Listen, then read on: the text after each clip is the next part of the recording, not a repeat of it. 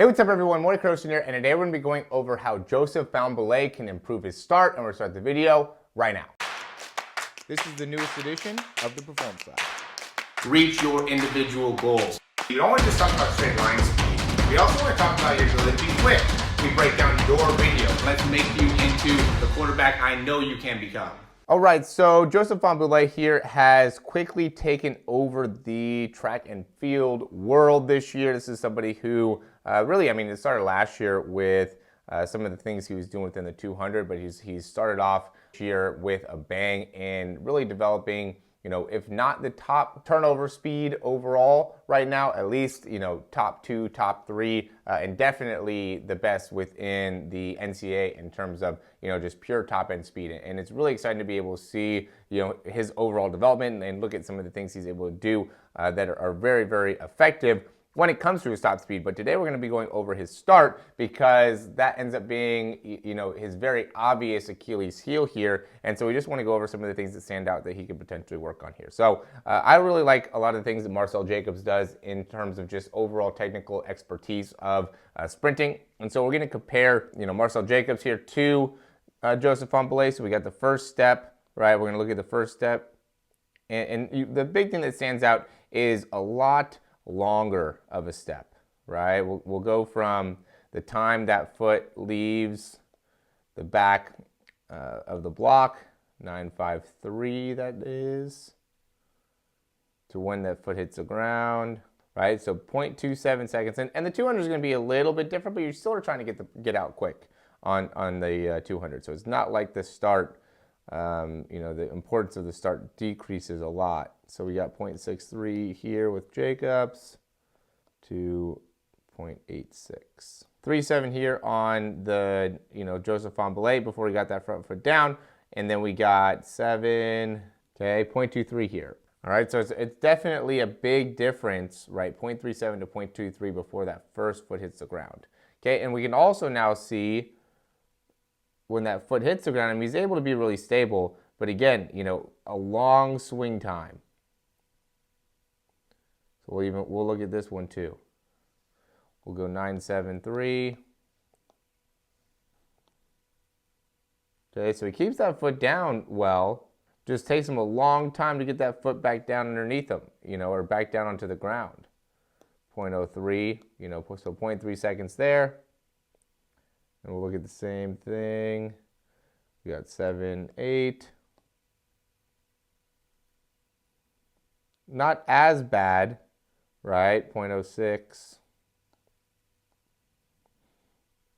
Okay, this was O. So this is 0.26, but still 0.04 of a second, right? So just in these first two steps, Marcel Jacobs has been able to shave 0.2 of a second, right? So 0.04 on this one, and then, about 1.7 on the other one, okay? So that ends up being important, right? And you could also see he's very quick to be able to stand up a lot. Like, he's really trying to get good horizontal action, good horizontal pull overall, and he also is pretty quick to start getting those heels to start coming up, right? This is going to be his fourth step, right? He's starting to be able to extend really far back behind him. We look to see, Marcel Jacobs, how quick he is to be able to get his foot back off, right? So he's here. Look at how fast he is to try to get that foot off. He's not even getting into that full extension where you can see how far back behind the body Joseph Fahnbulleh's foot is, right? So that makes it a lot harder to be able to cycle your leg through, and it makes that transition time a lot longer. Then you can also see, about 5 steps in, he starts to really have a pretty high heel recovery, right? And it takes a lot longer for, Marcel Jacobs to really start lifting up those legs to a high degree. And in some cases, his legs don't really get up too high at all, right? He's trying to keep those legs almost pretty low to the ground.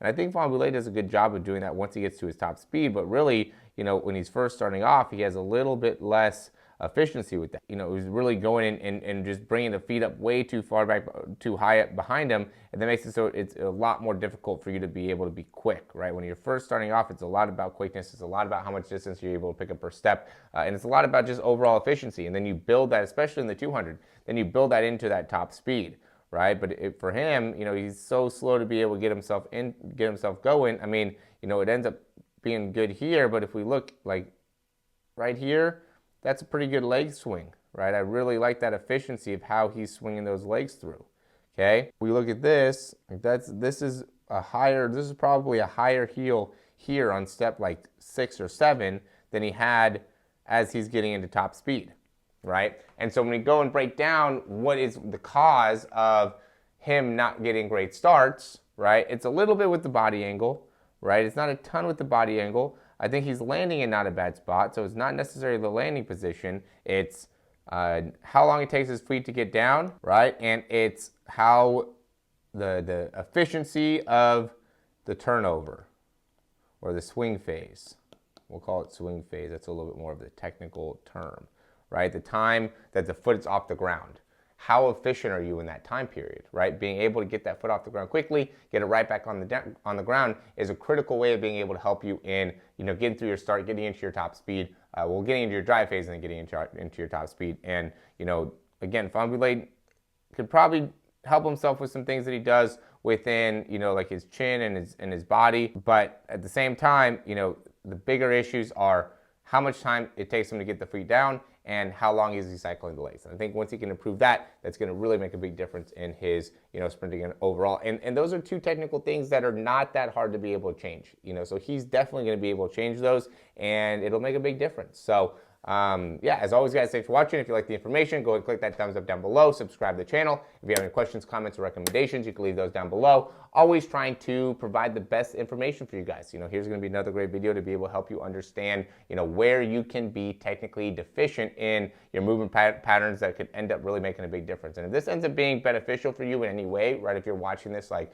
man, I wish I could have gotten this type of information about, my start or my drive phase or my top end speed phase, we do have a speed breakdown option. It is a great deal that we're doing with those speed breakdowns. And so I really recommend you guys checking that out. It's in the description down below. And also check out the speed program. I mean, really at the end of the day, you guys need some coaching, right? You need some technical advice to be able to help you out in being able to improve your top end sprinting or just your speed in general. It could be even your start, right? If you send over your start and we're able to really understand, where are some of the things that you could be, hindering your ability to get into your top speed, that could really make a big difference in how you end up being able to translate some of the things you're doing within your practice into actually performing at a high level when it comes to, competitions and things like that. But if we're not implementing the right type of information or we're not working on the right type of skills or the right body positions, it's really going to be hard to be able to make big changes. So, that's really what we focus on within the breakdowns, is how the biomechanics work, how we can make it so you're more efficient. That's why I'm always big on